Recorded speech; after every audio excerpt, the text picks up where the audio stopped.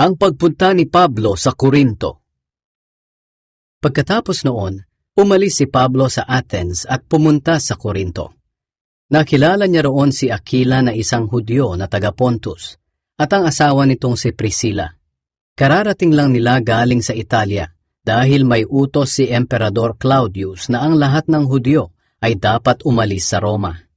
Dinalaw ni Pablo ang mag-asawang ito sa kanilang bahay. Pareho silang manggagawa ng tolda, kaya nakitira na siya sa kanila at nagtrabahong kasama nila.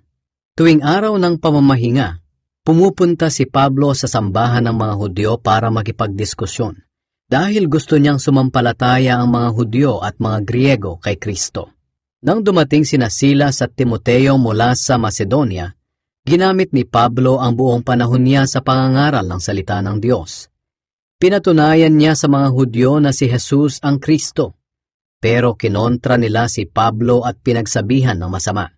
Kaya ipinagpag ni Pablo ang alikabok sa kanyang damit bilang babala laban sa kanila. Sinabi niya, "Kasalanan na ninyo kung parurusahan kayo ng Diyos. Wala na akong pananagutan sa inyo. Simula ngayon, sa mga hindi Hudyo na ako mangangaral." Kaya iniwan niya ang mga Hudyo at doon siya nakituloy sa bahay ni Titius Justus. Ang taong ito ay hindi Hudyo, pero sumasamba sa Diyos. Ang bahay niya ay nasa tabi mismo ng sambahan ng mga Hudyo. Si Crispus na namumuno sa sambahan ng mga Hudyo at ang kanyang pamilya ay sumampalataya rin sa Panginoong Hesus.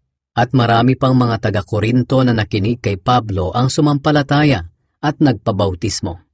Isang gabi nagpakita ang Panginoon kay Pablo sa pamamagitan ng pangitain at sinabi, "Huwag kang matakot. Ipagpatuloy mo ang pangangaral at huwag kang titigil, dahil kasama mo ako. Marami akong tagasunod sa lungsod na ito, kaya walang mangangahas na manakit sa iyo." Kaya nanatili si Pablo sa Korinto sa loob ng 1.5 taon at itinuro niya sa mga tao ang salita ng Diyos. Pero nang si Galyo na ang gobernador ng Akaya, nagkaisa ang mga Hudyo laban kay Pablo. Hinuli nila siya at dinala kay Galyo para akusahan. Sinabi nila, "Hinihikayat ng lalaking ito ang mga tao na sumamba sa Diyos sa paraan na labag sa ating kautusan." Magsasalita na sana si Pablo, pero nagsalita si Galyo sa mga Hudyo. "Kung ang kasong ito na dinala ninyo sa akin ay tungkol sa isang krimen o mabigat na kasalanan, makikinig ako sa inyo. Pero tungkol lang ito sa mga salita, mga pangalan at sa inyong kautusan. Kayo na ang bahala riyan.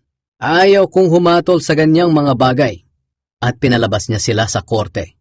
Pagkatapos, hinuli ng mga Griego si Sostenes na namumuno sa sambahan ng mga Hudyo at ginulpi nila roon mismo sa labas ng korte.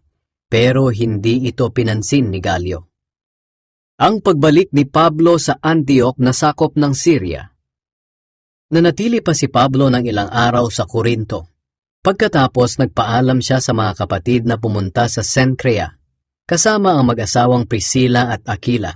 Nagpagupit siya roon ng buhok dahil natupad na niya ang isa niyang panata sa Diyos. Mula sa Cenchrea, bumiyahe sila papuntang Syria. Dumaan sila sa Efeso at pumasok si Pablo sa sambahan ng mga Hudyo at nakipagdiskusyon sa kanila. Kinausap nila si Pablo na manatili muna roon sa kanila, pero ayaw ni Pablo. Bago siya umalis, sinabi niya sa kanila, "Kung loloobin ng Diyos, babalik ako rito." Iniwan ni Pablo ang mag-asawang Priscilla at Aquila sa Efeso at bumiyahe siya papuntang Syria. Pagdating niya sa Cesarea, pumunta siya sa Jerusalem at dinalaw ang iglesia at saka tumuloy sa Antioch. Hindi siya nagtagal doon. Umalis siya at inikot niya ang mga lugar na sakop ng Galacia at Phrygia at pinalakas niya ang pananampalataya ng mga tagasunod ni Jesus doon. Ang pagtuturo ni Apolos sa Efeso. Samantala, dumating sa Efeso ang isang Hudyong taga-Alexandria. Ang kanyang pangalan ay Apolos. Mahusay siyang magsalita at maraming nalalaman sa kasulatan. Naturuan na siya tungkol sa pamamaraan ng Panginoon. Masipag siyang mangaral at tama ang kanyang itinuturo tungkol kay Jesus. Pero ang bautismong alam niya ay ang bautismo lang na itinuro ni Juan. Hindi siya natatakot magsalita sa sambahan ng mga Hudyo. Nang marinig ni na Priscilla at Aquila ang kanyang itinuturo, inimbitahan nila siya sa kanilang bahay at ipinaliwanag nila ng mabuti sa kanya ang pamamaraan ng Diyos. At nang magpasya si Apolos na pumunta sa Akaya, tinulungan siya ng mga mananampalataya sa Efeso. Sumulat sila sa mga tagasunod ni Jesus sa Akaya na tanggapin nila si Apolos. Pagdating niya roon, malaki ang naitulong niya sa mga naging mananampalataya dahil sa biyaya ng Diyos. At tinalo niya ng husto ang mga Hudyo sa kanilang mga diskusyon sa harap ng madla. At pinatunayan sa kanila mula sa kasulatan na si Jesus ang Kristo.